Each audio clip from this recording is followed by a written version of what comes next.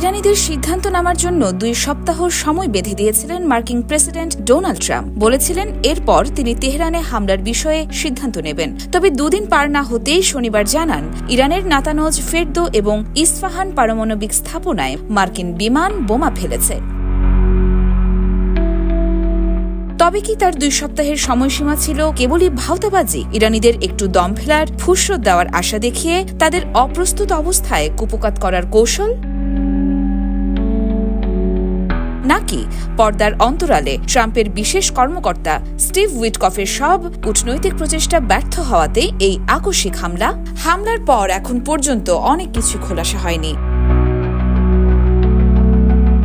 হামলার ঘোষণা সবার আগে ট্রাম্প জানিয়েছেন সামাজিক যোগাযোগ মাধ্যমে। ইরানে খুব সফল সামরিক পদক্ষেপ পরিচালিত হয়েছে বলে কিছুক্ষণ আত্মদম্ভ করে তিনি যোগ করেন, এখন শান্তির সময়।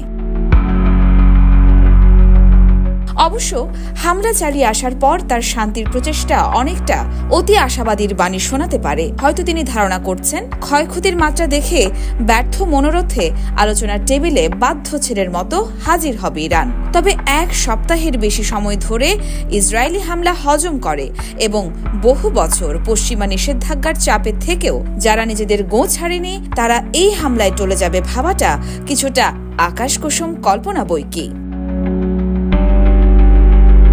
ইরানের সার্বভৌমত্বে ইসরায়েলের সাথে মিলে যুক্তরাষ্ট্র হস্তক্ষেপ করলে তাদের যথাযথ জবাব দেওয়া হবে বলে সতর্ক করেছিল ইরান। তাদের সামরিক ও পারমাণবিক সক্ষমতা গুড়িয়ে দেওয়ার জন্য ইসরায়েল যারপরনাই চেষ্টা করলেও ভুলে গেলে চলবে না, ইরানের শাসক গোষ্ঠীর হাতে এখনো পর্যাপ্ত অস্ত্র থাকার সমূহ সম্ভাবনা রয়েছে।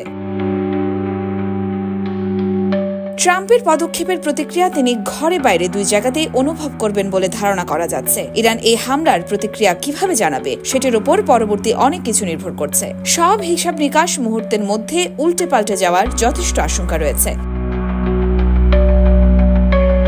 এদিকে ট্রাম্প সবাইকে বোঝানোর চেষ্টা করছেন তার নির্দেশে পরিচালিত বোমা হামলাটি ছিল বিচ্ছিন্ন একক ঘটনা, এটি পুরো দস্তুর অভিযানে পরিণত হবে না। তিনি হয়তো আশা করে আছেন ইরানকে বাগে আনা গেছে,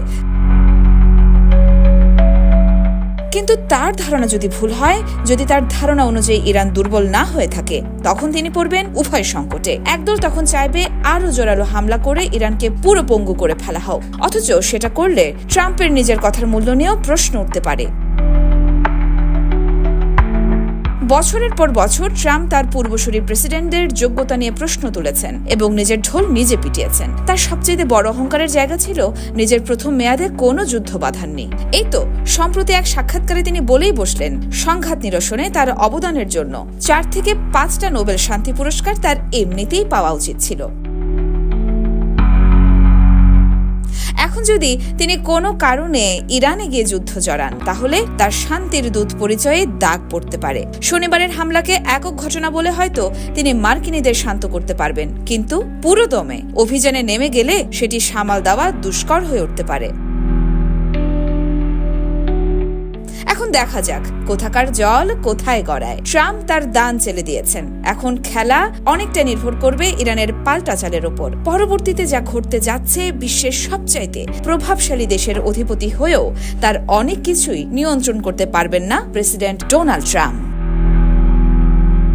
ইয়োরমা শায়ের জাহান, দেশকাল নিউজ।